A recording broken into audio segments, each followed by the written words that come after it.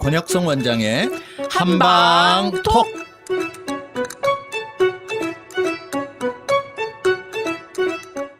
청취자 여러분 안녕하십니까? 권혁성입니다. 안녕하세요. 서유경입니다. 오늘의 주제는 우울증입니다. 네. 보통 우울증을 마음의 감기라고 하는데요. 근데 그만큼 뭐 가볍기도 하고 흔하기도 하고 그래서 이제 감기라는 표현을 쓴 것 같아요, 선생님. 근데 또 이게 다들 알겠지만 심각해지면은 되게 극단적인 선택을 할 정도로 위험한 병이기도 하잖아요. 네. 그래서 오늘 우울증에 대해서 다뤄볼 건데요. 우울증 어떤 사람들이 많이 앓고 있나요? 네. 우울증이 앞서 표현한 대로 이제 마음의 감기처럼 누구나 쉽게 왔다가 갈 수가 있는 그런 흔한 질환이다라는 이야기도 되지만 또 이제 우리가 우울증이 걸리면 너무 심각하게 생각을 하는 부분 때문에 그런 표현도 해요. 그래서 사실은 누구에게나 올 수 있기 때문에 내가 우울증에 걸렸다라고 해서 너무 심각하게 생각할 게 아니라 네. 또 언젠가는 회복될 거고 그다음에 내가 마음을 조금 바꾸면 또 회복이 될 거다라고 쉽게 생각하는 게 차라리 더 나을 수 있다. 또 고칠 수 있다라는. 그럼요. 그리고 또 우울증 걸려서 정신과 간다 그러면 내가 굉장히 이상한 정신질환을 앓는 사람 같이 느껴지기 때문에 대부분 이제 정신과도 안 가려고 하고 그러는 그 문턱이 굉장히 높아요. 그런데 감기다라고 표현을 하면서 문턱도 네네. 낮추고 우리의 마음도 좀 가볍게 하고 실제로 또 이제 회복되면 또 정상적으로 또 잘 지낼 수 있기 때문에 그런 질환이다라고 이제 생각을 하시면 됩니다. 네네. 최근의 보고들에 의하면 이제 구직자들 이제 청년 실업 힘들죠. 이런 이야기들 때문에 취업난에 이제 구직하고 있는 청년들을 대상으로 통계를 해봤더니 61.4% 정도나 많은 청년들이 우울증을 경험했다라고 답을 하고요. 그중에 여성들이 더 많아요. 그래서 여성들은 거의 68%, 10명 중에 거의 7명은 취직이 안 되는 거에 대한 굉장한 우울함. 불안함 때문에 오는 네. 거겠네요. 그래서 어떤 마음이 생기냐 그랬더니 첫 번째는 미래에 대한 불안감. 미래가 보이지 않는다. 그다음에 나는 계속 취직 안 될 것 같다. 그다음에 부모님 기대에 못 미쳐서 너무 괴롭다. 이런 증상들이 생기면서 그 외에는 눈물도 많아졌다 그러고 집중이 안 된다라고 이야기하고 무기력하다라고 이야기하고 심지어는 대인기피 두통 어지럼증까지 발생하는 사람이 많다라는 보고들이 있었어요. 취업이 계속 안 되면 일단 친구 만나기도 싫고 명절에 친척들 만나기도 싫잖아요. 그렇죠. 질문하고 막 이러면. 맞습니다. 이제 그런 것들이 심해지면 이제 우울증으로 진단이 될 수 있겠죠. 네네. 근데 취업을 해서 직장을 다닌다고 해가지고 우울증을 피해갈 수는 없죠. 네, 맞습니다. 직장 산 넘어 다니면, 직장 다니는 70%의 회사원들이 10명 중에 7명이 또 우리 한국에 있는 잡코리아라는 데서 직장인들 대상으로 우울증 경험 설문조사를 했더니 70%가 우울증이 있다라고 이야기를 했어요. 우울증 왕국이네요. 우울증 왕국. 네, 요즘 스트레스가 많잖아요. 네. 스트레스에 대한 내성도 많이 떨어져 있고요. 우리나라가 왜 OECD 자살률 1위라고 하잖아요. 네. 그러니까 이게 사실 구직자나 직장인이면 원래 스트레스가 많다. 그래서 우울증이 있을 수 있다. 요렇게 설명할 수도 있겠지만 우리나라 약간 사회적 구조가 다른 데보다 조금 이상한가 봐요. 예, 그런 것도 있지만 우리나라는 예전부터 남에게 대접을 잘해야 되고요. 그다음에 다른 사람들의 눈치를 많이 보는 그리고 또 굉장히 부모 의존적으로 크기도 하고 그런 문화에서 자라왔잖아요. 그래서 예를 들어서 내가 취직이 되든 되지 않든 내가 어떤 옷을 입고 다니든 개의치 않는 요즘 점점 그런 시대로 바뀌어가고는 있지만 네. 다른 사람들 시선을 항상 생각하기 때문에 훨씬 비교하게 되고 그러다 보니 더 상대적으로 내가 없고 가진 게 없고 우울하다라고 생각하는 경향이 더 많은 것 같아요.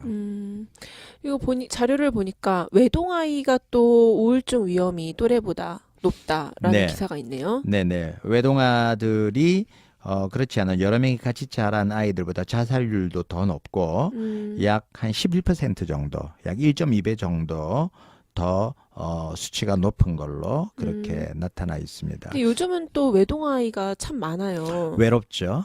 그리고 이야기를 터놓고 이야기할 대상이 없죠. 부모인데 부모는 또 세대 차이 느껴지면 대화가 안 되죠. 그러다 보니 자연히 그런 서로 이야기를 터놓기만 해도 좋은데 터놓을 대상이 없으니까 우울증이 더 많이 생기는 거 아닌가 생각합니다. 그럴수록 약간 공동체 이런 게 좀 중요할 것 같은데. 네.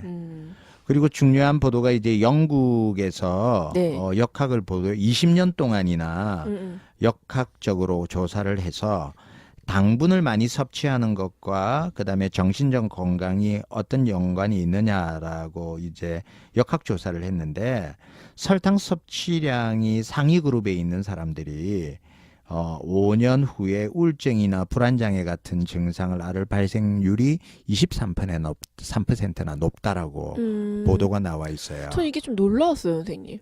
원래 우리가 당이 땡긴다고 하잖아요. 네. 그러니까 약간 우울감이 오고 피로감이 네. 올 때 당을 좀 먹어주면 네네. 회복이 된다. 보통은 이렇게 알고 있는데. 네.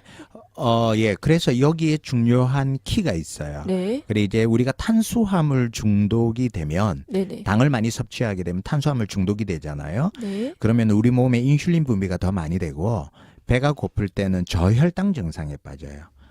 우리가 이제 단 거를 먹어서 행복감을 느끼면 이제 인슐린 분비가 많이 돼서 소화가 될 무렵에는 또 일시적인 살짝 저혈당 증상에 빠지면 그때는 더 무기력해지거든요. 짜증나게 되고. 왜 탄수화물 중독이 있는 사람은 짜증 많이 내잖아요. 네. 배고플 때.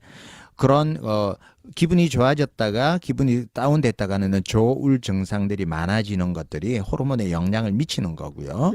그래서 아마 단 거를 좋아하는 분들이 훨씬 정신질환을 앓게 될 가능성이 높지 않나. 이건 뭐 제 해석입니다. 그렇게 생각을 합니다. 네. WHO 주요 사망 및 장애 원인 자료가 나와 있는데요. 한국인 사망률 1위가 암이고요. 4위가 자살로 나와 있어요. 근데 이것도 이제 우울증이랑 관련된 거잖아요. 맞습니다. 그런데 이제 2020년이 되면 네. WHO의 자료에 의하면 점점 올라가고 있고 아마 2020년이 되면 사망률의 2위가 아마 우울증이 되지 않을까 예상하고 있어요.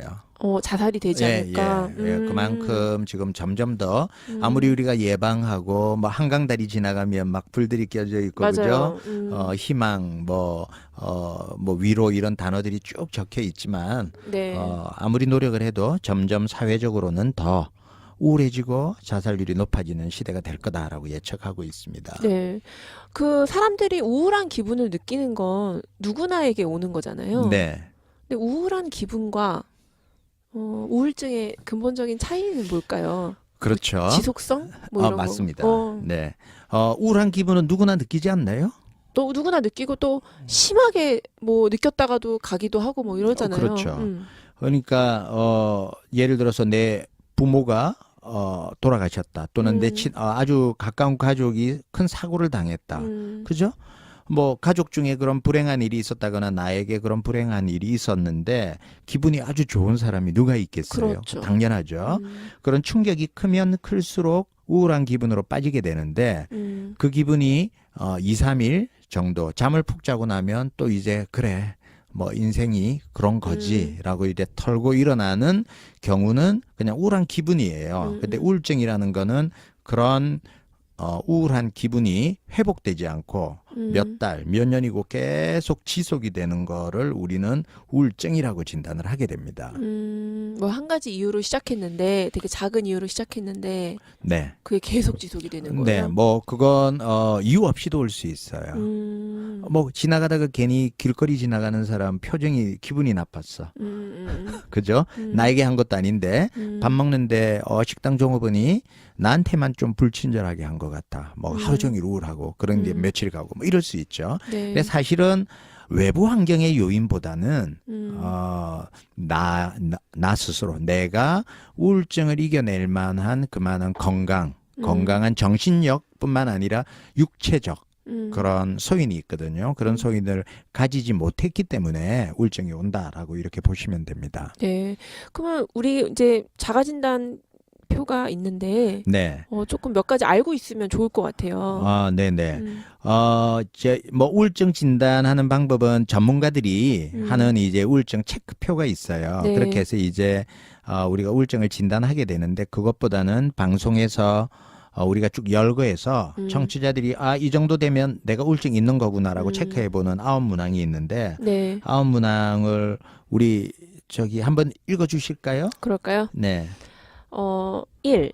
하루의 대부분 그리고 거의 매일 지속되는 우울한 기분이 주관적인 보고나 개인적인 관찰에서 드러난다. 네. 소아들 같은 경우에는 이제 우울한 기분만이 나타나지고 반대로 굉장히 조정처럼 붕 떠 있는 이런 경우로 나타나기도 합니다. 네네. 2.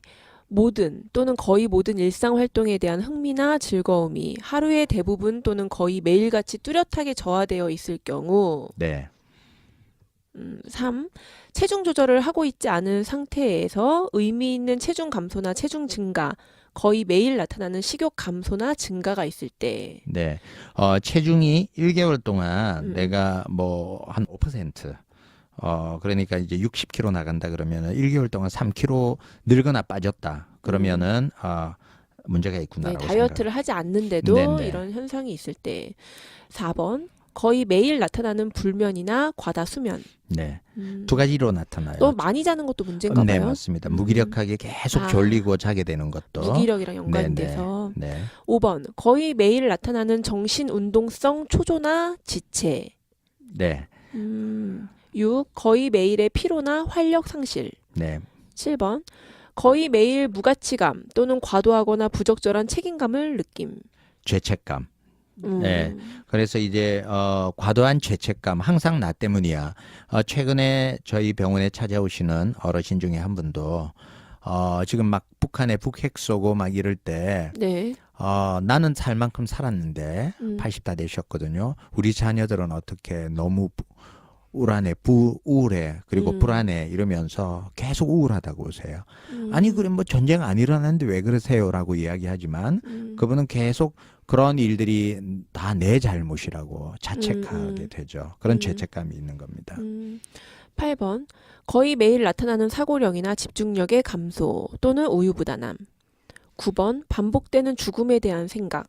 특정한 계획 없이 반복되는 자살 생각 또는 자살 기도나 자살 수행에 대한 특정 계획. 네. 요게 가장 좀 두드러진 것 같아요. 그렇죠. 심한 거죠. 예. 그래서 이제 9번 같은 경우에는 뭐 상담을 적극적으로 받아야 되는 거고요. 네네. 그런 방금 열거한 9가지 중에 내가 5개 정도는 해당이 되는 것 같아. 네. 그러면 그게 또 한 번 잠깐 나타나는 게 아니고 최소 2주 정도 계속 지속적으로 반복되는 것 같아라고 하면 내가 우울증 있는 거다라고 판단하시고 전문의들과 상의를 받으시고 또는 주변에 있는 친구들한테 알리고 같이 이야기도 좀 나눠보고 그렇게 하는 게 좋을 것 같습니다. 네. 오늘 우울증에 대한 이야기 나눠봤습니다. 네, 감사합니다. 지금까지 진행의 권혁성, 서유경, 제작의 김미옥, 박송이였습니다.